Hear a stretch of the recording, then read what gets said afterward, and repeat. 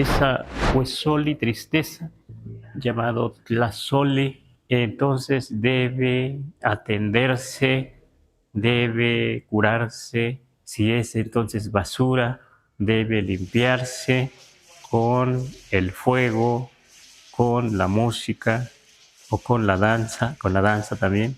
Debe limpiarse, debe curarse, sanarse con la palabra. Y la palabra debe tener una intención que entre por los oídos, pues, que se hable, que se diga fuerte, y que el enfermo, el que está triste, el que tiene basura, pues lo escuche y que se pueda ir reanimando con la danza, con la música, con las hierbas, con la escoba, que se hace una escoba improvisada para que se reanime otra vez, y se puede ir platicando con esa persona para que se vaya reanimando, que vaya solucionando ese problema con la ayuda. Entonces la medicina, cuando hay tristeza, la medicina es la música, la medicina sí son las hierbas, la medicina es el barrer. Como cuando barremos físicamente con una escoba, hay que barrer también en esa persona esa tristeza. Aunque digamos que no se ve esa basura,